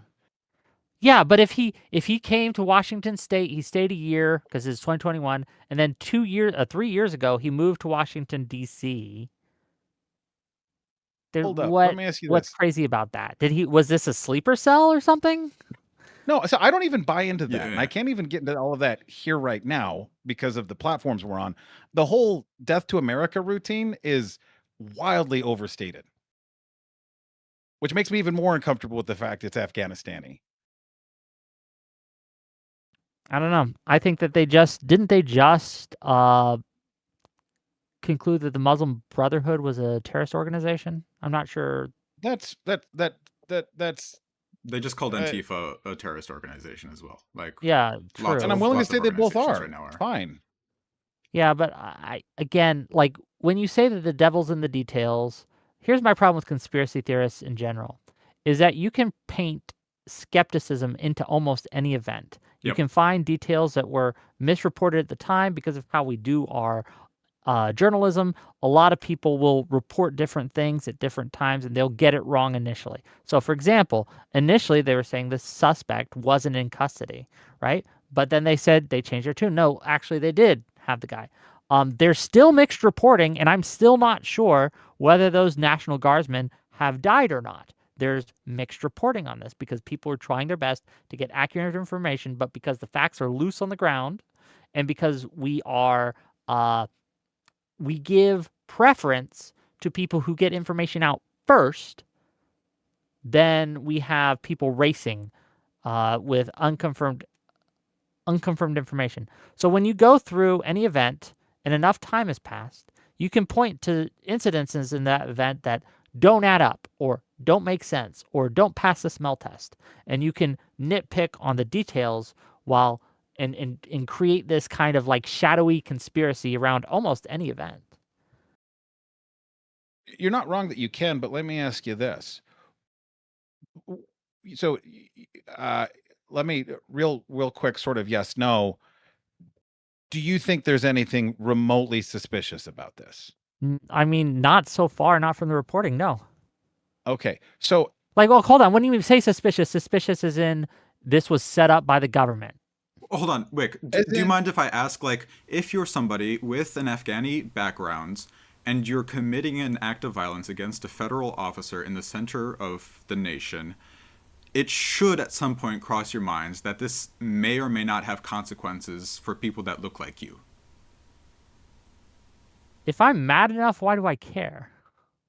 That's fair. That's some real raw energy there. That's fair. So, Wick, when you say, okay, so it sounds like, so you point accurately to the fact as information's coming out, later it conflicts. Fact of the matter is the universe is a strange and crazy place. I still don't know how cell phones work. It's fucking magic to me. It talks to a satellite, real-time communication, might as well be magic. So I see things that make me go, huh, yellow flags, red flags. When you see things that don't make sense, do you just sweep it into a bucket where you go, 5% of things might not make sense? Like, how do you, right? Because I reconcile it by saying, this is a little weird. Here's the things I'm on my radar. And it sounds like for you, you look at those things or you don't see those and you're like, some of it's okay. I think that it's okay to question, and I think it's good to question, but we have to keep those questions in the context of what's happening. We have a pretty reasonable, at least so far, explanation is someone, and we're not even assigning motive yet. I have no idea the motive of this guy, right? Someone, for whatever reason, decided to shoot two National Guardsmen in the middle of Washington, D.C. There's a whole host of reasons where I could say, oh, that makes sense. I would say it was horrible, horrific, terrible, all that. Disavow, all down the board. But I'll condemn it. That makes sense. I understand the reasoning behind the action, right? The fact that we don't have any motivation yet means I can't begin to decide what makes sense or what doesn't make sense because we just have nothing to draw on. There's no context around these reports. All we know, and this is, again, just initial reporting, so it might not be accurate, right? But all we know is that it's being reported to news agencies such as NBC, CNN, etc., by the FBI that this man is an Afghani immigrant who came here in 2021. And he's the one who shot these 2 National Guardsmen. That's the only bits of information we have. So anyone who's trying to extrapolate from that there's not enough to work with, and you're playing a sucker's game. But the problem is people are going to be doing that anyways. Like 100%. Well, they're doing it, and I talked to this before you guys came in. There are people who are already blaming either Trump or the Democrats. They're saying, well, look at the Democrats, those seditious six. Mark Kelly has blood on his hands, blah, blah, blah. He told people not to obey lawful orders, and now someone's shooting guardsmen in the street. It must be his fault. And then there are people saying, Trump put them there. Trump's responsible. They wouldn't have got shot if Trump hadn't put them there. Trump's to blame. And you have all these people trying to use and weaponize these things when we have a very, very, very small amount of information. And anyone trying to use this as to narrativize this at this point is playing a sucker's game. Right, but I feel like I prefer our narrative. I think Streamrift and I have a very similar understanding of American nature, which is generally altruistic, generally trying to look out for one another, trying to keep their head down, sort of self-defense. And in opposition, we've got the American government, which is very much so interested in fomenting unrest to pursue its own political devices of control. And hold that's on. tough. Do you think that the government gets more control when we're divided? I don't think they do. I would argue that when the government has a cohesive, unified populace behind them, that they are able to get far more done than they have this gridlocked. So manufacturing consent was published like type 3 decades ago. To be clear, this is why we have foreign actors who are fomenting division in this country. And we saw this most clearly, most recently, with the amount of foreign actors who have been posing as Americans on Twitter and X. Yeah, like Ben Shapiro. Can I finish my point, then I'll let you go? Sure. Right, yeah, that's fine. Oops. It is in other countries, our enemies' interests, for us to be divided because they know it makes our government less powerful. That would be my argument. Go ahead, respond. So I believe that there's if we take a look at what our federal government is and what our federal governance is, we can take a look at, call it the legislative body and the federal courts. Great. Why on earth do you think that the government has aligned interests with the American people? Because like it's easier for them to, if we're divided, they can keep taxing us and screwing us and winning over legislative sessions. Most of what goes on in Congress, possibly, I don't want to be too conspiratorial, maybe all, but most of what goes on in Congress has nothing to do with Wick, Parrott, anybody watching this. It has to do with moving money around for interests way above our paid grade and anything that we're allowed to touch. So, of course, as long as they keep the peasants in control, they can keep taxing them and they can keep running things. Like that's a huge incentive, and it sounds like you don't agree. Like you think they'd want us to be behind them. I think that especially on a local level, especially when we talk about the state governments and things like that, or I'm sorry, individual senators who want their state behind them so that they will continue to be elected into power. I think that they benefit from having their constituency support them. The more constituents that support them, the more that they're able to get done, not only for themselves, but for their states. And I think that it tends to, when it works, right, it tends to mean we get a lot of stuff passed and we get a lot of things that are able to help not only these special interests, but the American people as a whole. As you said at the beginning of this debate, I believe, or maybe not at the beginning, you mentioned that the way our system works has led to human flourishing on a level we haven't seen before. So I think that given the fact that we, after 9/11, for example, were very unified, okay? We got a lot of stuff done, not all of it good, but we got a lot of stuff done. I think you also is just in the couldn't government's talk interest. against the war at the time. Sure. It is in our government's interest to have the people support it. And I think that when you have the people divided and the people continuously coming up with conspiracy theories about why the government's screwing you over, I think it puts a sand in the gears of the government, and it causes chaos and confusion, and that is not something the government wants. Marlo Kurtz for $10 says, I'm behind on stream, but I like it on record that this neckbeard pseudo mixed up Publius and E pluribus, and that's somehow the least moronic thing to come out of this mouth. Dispels so patient. Thank you for the $10. Do you want to respond to that, Mr. Neckbeard? Yeah, I think the fucktard should have given you $20. I agree. True. Base. But well, how would you respond to for that though? That I like again, we seem to see that the periods in history where we have been most united as a country, we've gotten the most done for everyone. Here's the problem I have, Wick.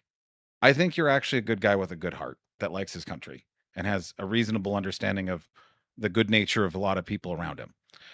The problem with this is I view the current federal government. This isn't my grand sweeping indictment on all government, but the current federal government, and specifically the way the legislator currently works, and these the fourth pillar of government with these different agencies, like they're the enemy of the American people, and they want us agitated. And what you just described to me is your foundation for why you think that's not the case. So I think there's actually a lot to unpack on that, but I don't think generally. I think we need to correct something. I would agree with you that certain administrations, in order to gain power for themselves at the expense of the American government and people, have used divisive tactics in order to gain power for themselves. But that is a different statement than the government itself generally acts this way. I think that one of the threats to our government right now are the people who are currently running it. I wish we meant that the same way, but I agree. We don't, but we don't. Well, let me ask you this though. So like, there's like, for example, I hate the federal government currently, and I absolutely adore our founding documents and the structure and mechanics for which our government has, like the structure of our government, even our jurisprudence. Like we've got a lot of good law, we've got a lot of good sort of results here in a lot of ways. But I mean, I guess I'll ask you this. Which of are in the last 10 administrations, are there any that you think have not been divisive? And feel free to wiggle that around however you want. Sure, you see the point I'm getting at. I think that there is some level of division just inherently within a democracy or a republic or any sort of government really that you can think of, aside from, well, even authoritarian governments have their divisions. So if you're going by the strict definition of divisiveness, I'd have to say they all had levels of divisiveness, but we can absolutely measure the levels of divisiveness that the governments have had within them or influence the country and put on the country. And I would say that when it comes to the government itself, I think that, and you're gonna yell at me, Biden and Obama were far more unifying for the country, or tried to unify the country more than Trump and even Bush. Bush tried to unify the country, right? I'll give that to President Bush, right? In fact, the only administration I would say in the last 20 that I can think of that have tried to divide the American people has been the Trump administration.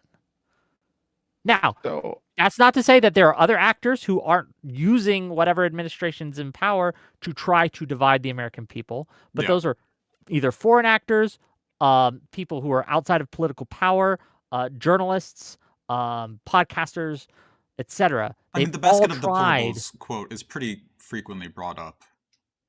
Say it one more time, please. As divisive rhetoric. The basket of deplorables line is pretty frequently brought up as somebody who has political power, didn't get an administration, and was using divisive rhetoric.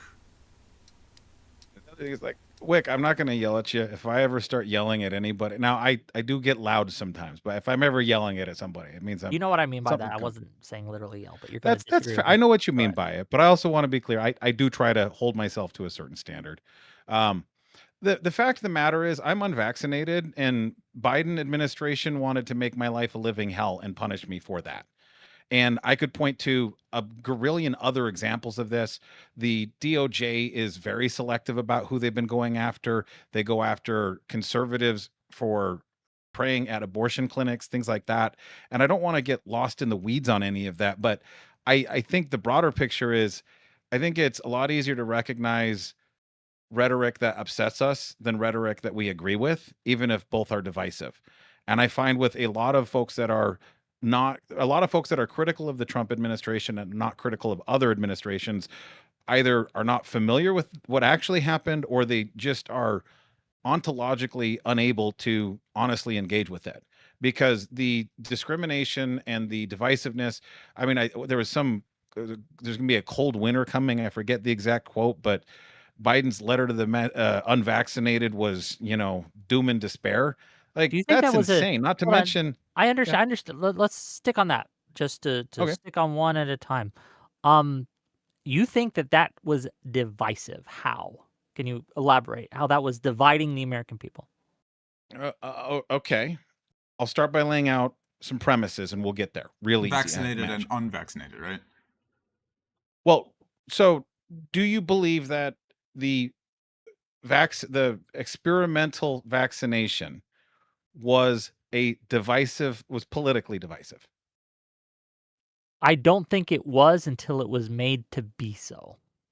I think that it was, again, a purposeful con on the American people in order to gain power by painting the elites as being evil liars. And this was initially not a divisive subject at all.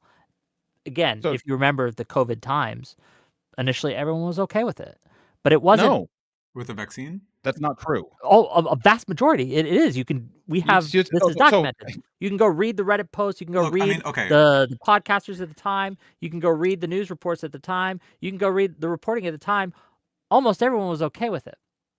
Until it wasn't, and yeah, it seems like, there came a point because again, you think that there was some entity which made it a divisive thing. Yes, people purposely used it as a wedge issue because they recognize that wedge issues are something that they can leverage in order to gain individual political power. But I don't think that undermines somebody's grievances when their job is telling them, hey, you have to get this vaccine or we're going to fire you.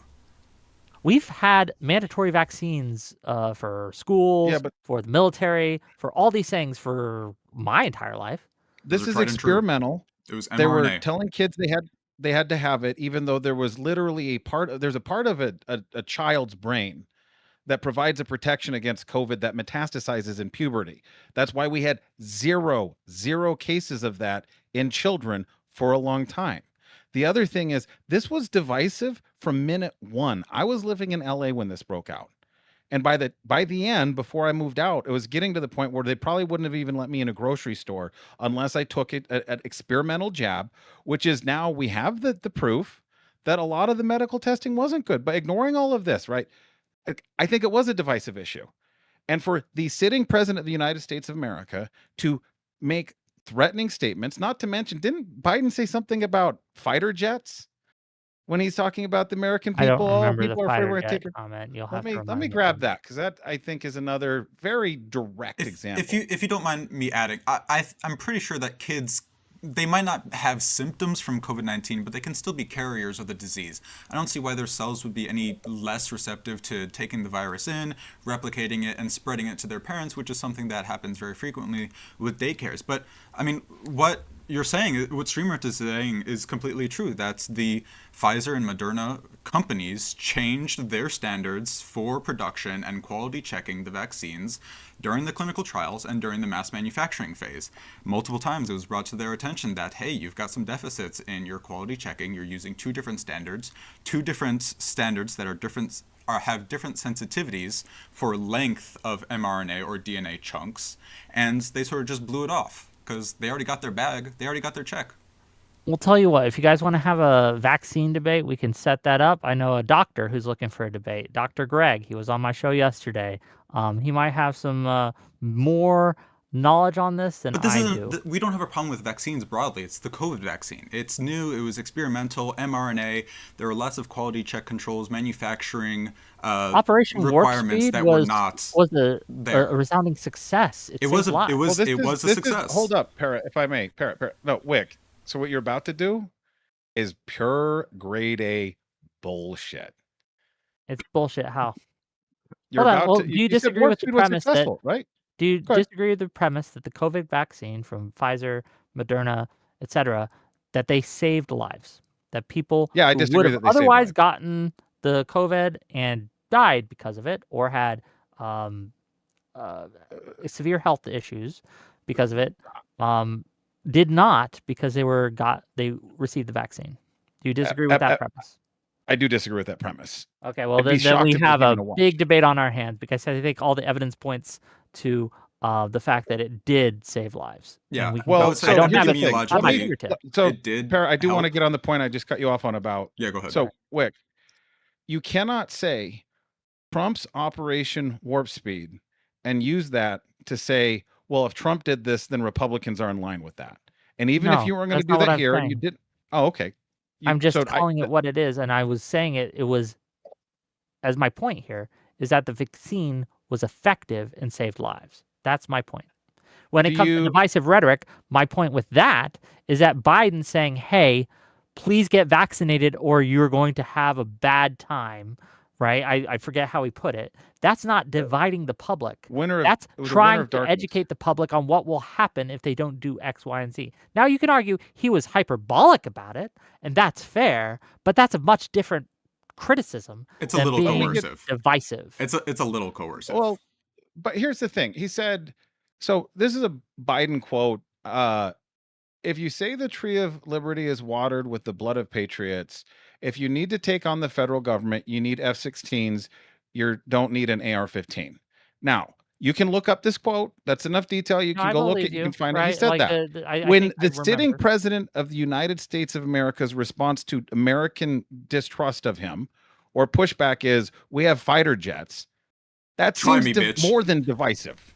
That seems overtly hostile. You understand the context in which he was saying that was people who were advocating for gun rights. And I agree with gun rights. I'm a big supporter of the Second Amendment. But to say that he's threatening you, right, by just putting out the fact that you ain't going to do shit against an F-16, or I would more accurately say drones. Like, look at the Ukraine-Russian front. Like, drones rule the battlefield. You can't stop. I mean, look, Biden was spitting facts. Like, it's true. Like, individual citizens can't really compete to the power of the federal government.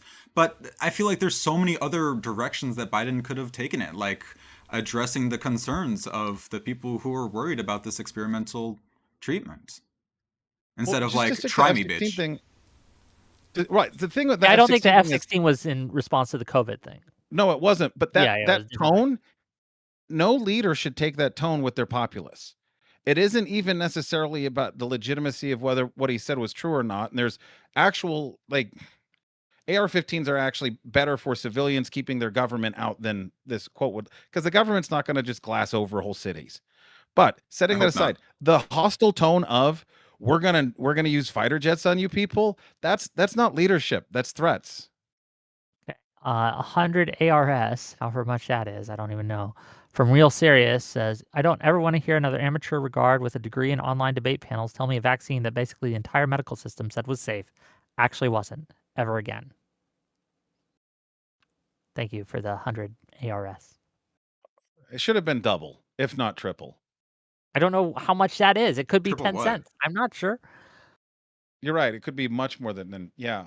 I think the fact of the matter is, let me ask you this, Wick, and this is just a sanity check. I'm not going to do the whole, just looking for common ground here. Do you agree that there was an increase in myocarditis in some people after they took the mRNA vaccines? I don't know, but I can even just grant you that there might have been, yes. Okay. Are you familiar with what I think it was DOD, where they went and looked at before and afters on rates of any number of cancers, and where they saw like triple, like 200-300% increases in specific conditions over a narrow window after the vaccine was forced on everybody? Sure. Are you familiar at all with that data? You can argue that certain vaccines had side effects, but the question is whether or not they would be better off with the side effects or the risk of side effects than the risk of not taking the vaccine and what might have happened to them there. And my argument is that the people who took the vaccine had better health outcomes overall across the board than the people who did not. That's not to say that everyone who didn't take the vaccine died. Obviously not, right? But the death rate between those who were vaccinated and those who were not vaccinated, it's not close. So your argument is acknowledging that there was some negatives, but you're saying it was a net positive. Yeah. Or are you just saying far, that saved some lives? Okay. Now, if I may, I think I agree with Wick. Broadly, the vaccine was a great success, and the cooperation between public and private was incredibly innovative and honestly very impressive. It seems to me that the problems really started to arise when they got to the mass manufacturing phase. They had already gotten their money. All these companies, all these corporations had put in lots for vaccines. They're like, gimme, gimme, gimme, gimme.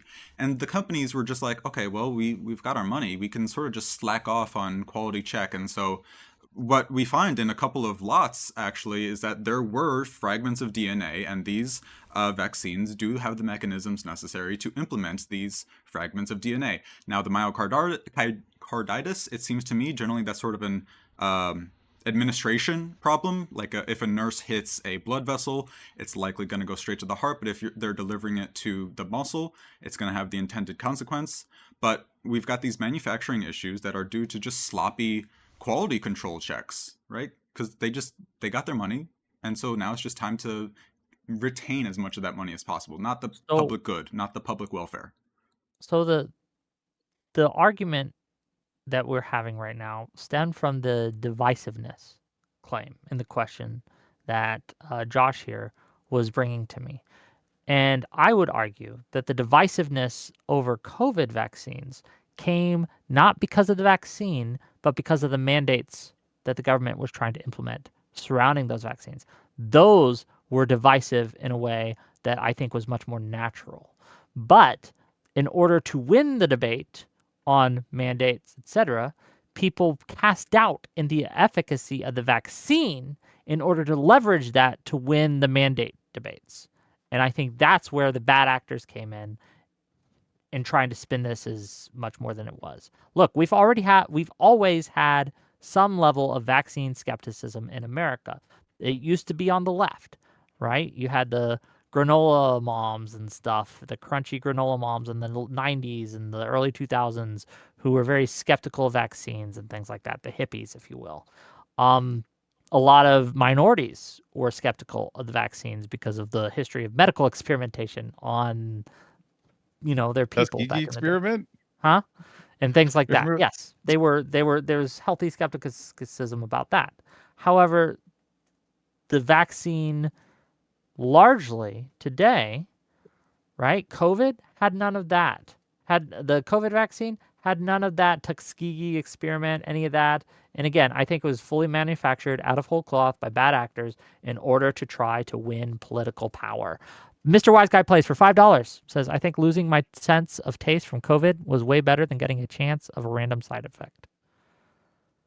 Did you lose your sense of taste from COVID? That's sad. Yeah, that was a common side effect, partially because it was crowding out your sinuses. And basically, so I've got a good friend. They got jabbed.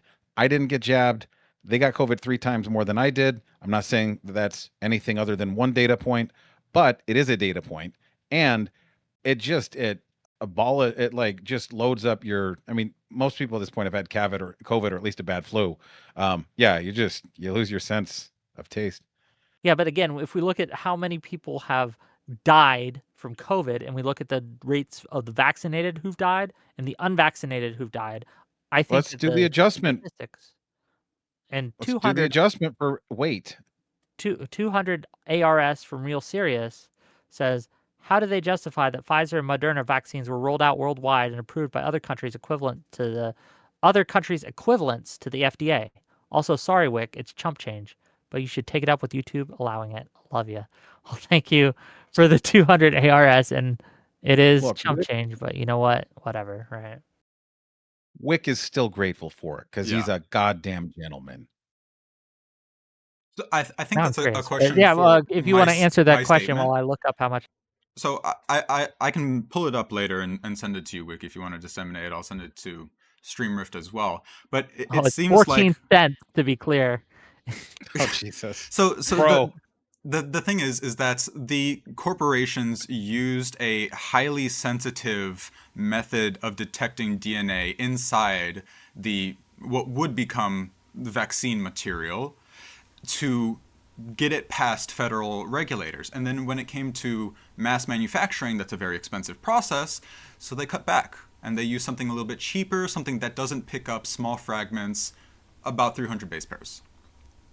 And that's significant. And I think that there are real questions to be asked about that. And Wick, what I think you're picking up on is that there are genuine grievances between people feeling like they need to do something or else. And that just feels bad. And what sucks on top of that is when somebody is listening to you, denies that it's a real thing, blames it on somebody else, or it couldn't be a real thing, and sort of just like takes the agency out of you and Yeah, instead but sort of just sometimes, demeans you for having that but skepticism. Parrot, my guy, my friend, my buddy. Some opinions deserve to be demeaned. I'm going to be real. If you believe certain things, like if you believe in the flat earth, if you are a flat earther, I get to make fun of you. And I think it's a good thing that I get to make fun of you. I think you should be made fun of. I think you should be made fun of by everyone around you. I think that's a good thing. Okay. So just because it makes someone feel bad because other people demean their position, right, or demean their opinion, does not tell me whether or not what's going on is good or bad. It would depend on the opinion. And Right, I would but like argue the that flat earth is people like who are pretty different to getting a vaccine. anti-vaccination, hold on, yeah, people who are anti-vax when it comes to the COVID vaccine deserve a little ribbing at least. Now, the argument that you might give me is that, well, that's just going to get them to raise their hackles, to put them in a corner so they bare their teeth, and they makes it less likely for them to take the vaccine. That's a fair argument to make, and we could have that argument, and I might even actually agree with you on the tactics of it. But when it comes to out the gate, we do have information on this, and people who aren't taking the vaccine or didn't take the vaccine had worse health outcomes than those who did. And that's what we know. One side was right, one side was wrong.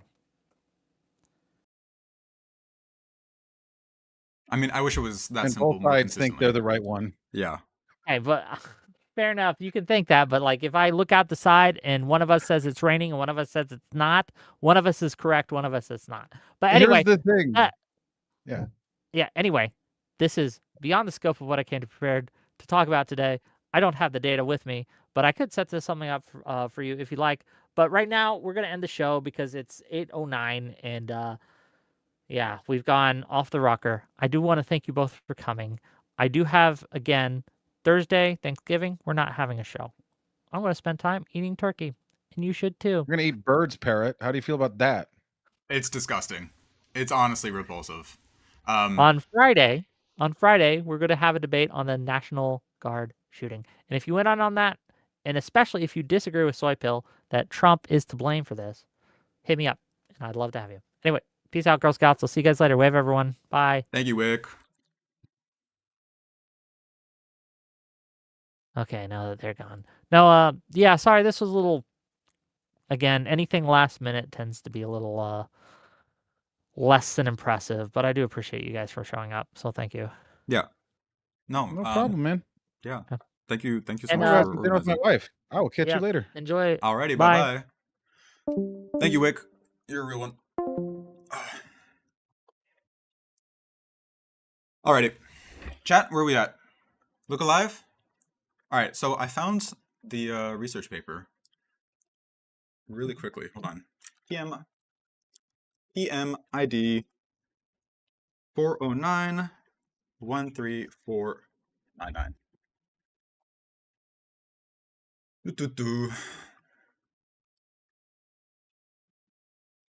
What? 409. Oh, I did 406. 409 13499. There we go. All right, I'm gonna be right back. I'm gonna take a quick piss. Take a look at that study I just put into chat. I'll put into the pond in just a moment as well.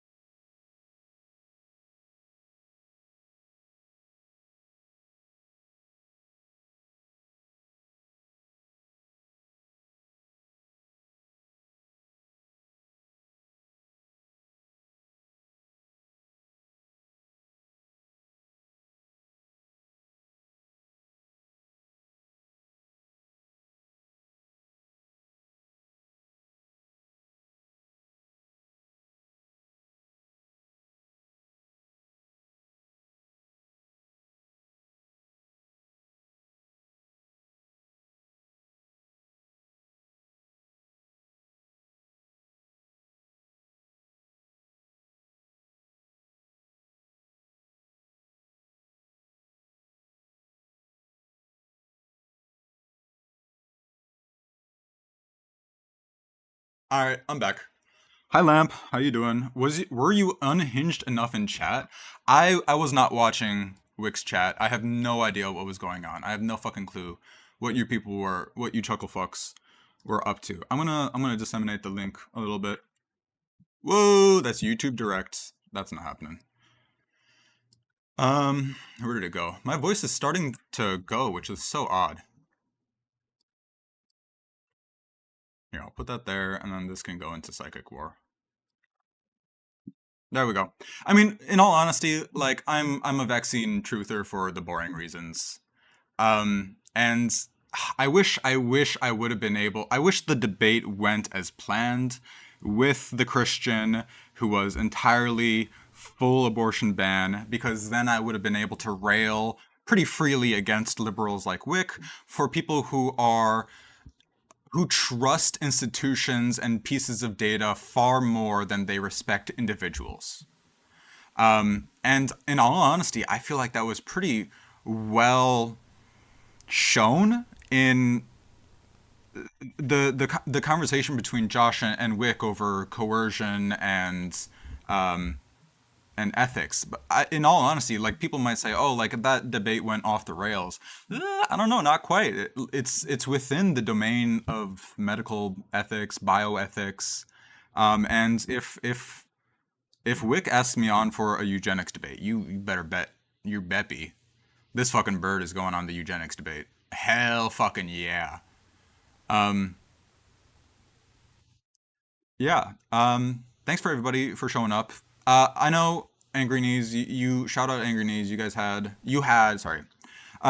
a fiery perspective on the things that I'm saying, and that's fair. That's true. I'm glad that I've got you to hold me a little bit truer to values that I do genuinely hold valuable. And the unfortunate thing is that, yeah, at some point we gotta draw a line at aborting fetuses. Like, the whole like, once you pop out of the womb, you've got human rights. That's a really tough sell to most people. It's a really, really tough sell. Yeah, I think that will be it for today in that case. Hopefully Straighterade will be streaming later so that you guys can have some more content. Alrighty. I hope you guys have a good night.